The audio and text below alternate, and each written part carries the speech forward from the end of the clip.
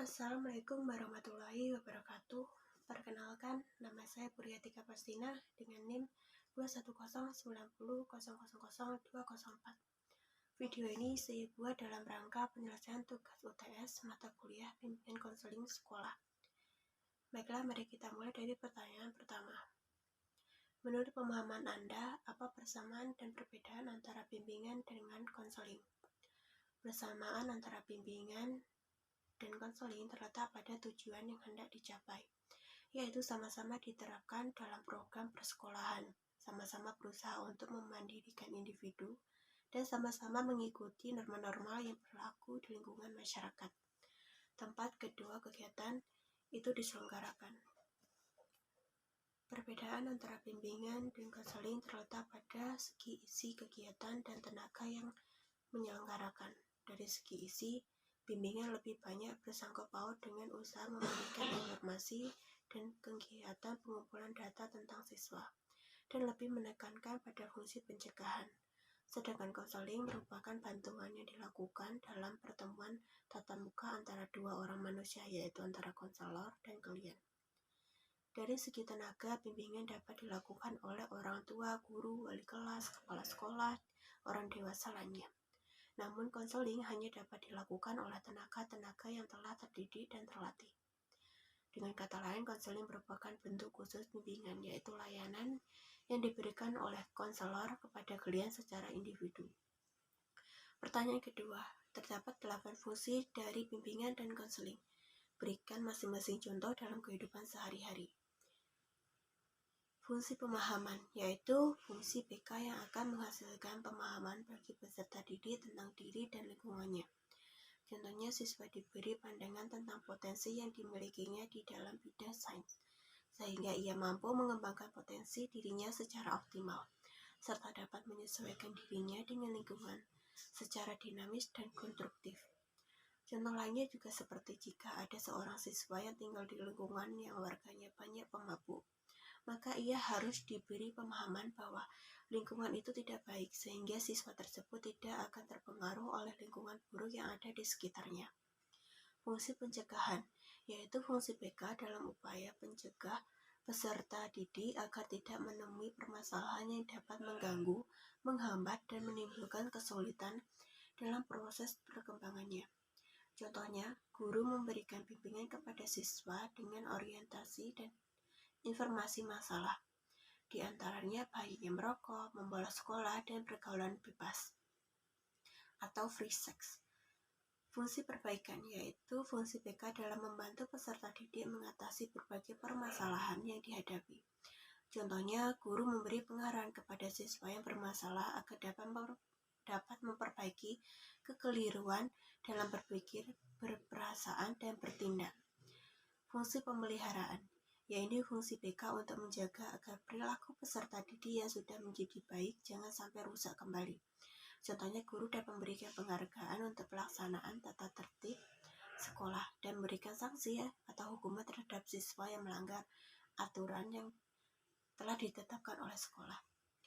Fungsi pengembangan, yaitu fungsi BK dalam mengembangkan seluruh potensi dan kekuatan yang dimiliki peserta didik. Contohnya, guru memberikan wadah bagi siswa yang berpotensi dalam bidang sains dengan cara bimbingan kelompok agar potensi siswa dapat berkembang optimal dan tetap terjaga dengan baik, atau bimbingan siswa dalam kegiatan ekstrakurikuler yang ada di sekolah sesuai dengan minat bakat para siswa. Fungsi penyaluran merupakan fungsi BK dalam membantu peserta didik untuk memilih dan menetapkan penguasaan karir yang sesuai dengan bakat, minat, keahlian, dan ciri-ciri kepribadiannya. Contohnya, guru memberikan saran kepada siswa yang memiliki jiwa seni tinggi. Guru perlu bekerjasama dengan pendidik lainnya di dalam maupun di luar lembaga pendidikan, misalnya di sanggar kesenian. Fungsi penyesuaian, yaitu fungsi BK dalam membantu peserta didik menemukan penyesuaian diri dan perkembangannya secara optimal. Contohnya, untuk siswa yang memiliki bakat baik dalam tari atau seni, maka guru bisa membantu siswa untuk merancang masa depannya, seperti menyarankan sekolah seni yang bagus atau tempat sanggar tari untuk memperdalam penguasaan siswa dalam dunia tari. Fungsi adaptasi, yaitu fungsi BK dalam membantu staf sekolah untuk mengadaptasikan program pengajaran dengan minat, kemampuan, serta kebutuhan peserta didik.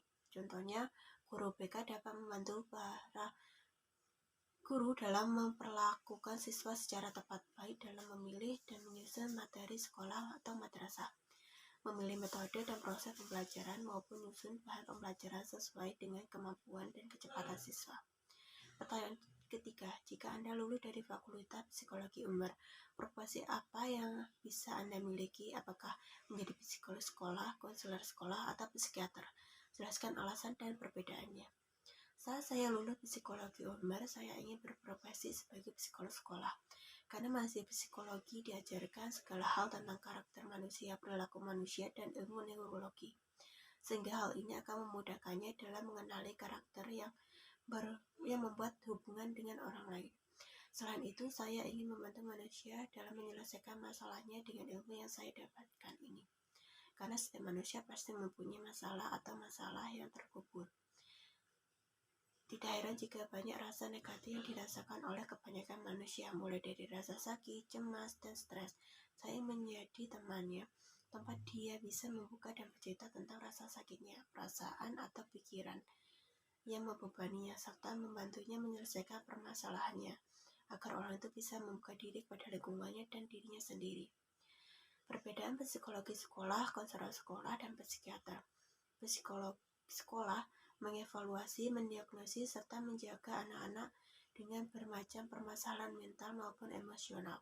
Psikologi sekolah kerap bekerja sama dengan orang tua, pendidik, serta orang lain yang kerap bekerja dengan kanak-kanak buat menolong mereka membagikan rencana perawatan yang komprehensif kepada anak-anak ini. Konselor sekolah memberi siswa informasi, sumber daya, dan saran mengenai karir, akademik, dan profesional mereka. Mereka dapat mengambil bagian dalam proses seleksi perguruan tinggi siswa atau membantu mereka menemukan program kejuruan atau magang di industri yang mereka inginkan. Sedangkan seorang psikiater merupakan profesional yang mengevaluasi dan mendiagnosa kesehatan mental pasien mereka dan membuat rencana perawatan untuk mengatasi gangguan mereka, yang mungkin termasuk merasakan obat.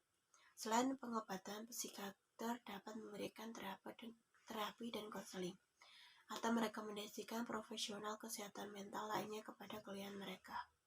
Berbeda dengan psikolog, latar belakang psikologi, psikiater memiliki latar belakang pendidikan kedokteran. Jadi, psi pada kata psikiater bukan berarti menempuh pendidikan psikologi. Sekian video ini. Wassalamualaikum warahmatullahi wabarakatuh.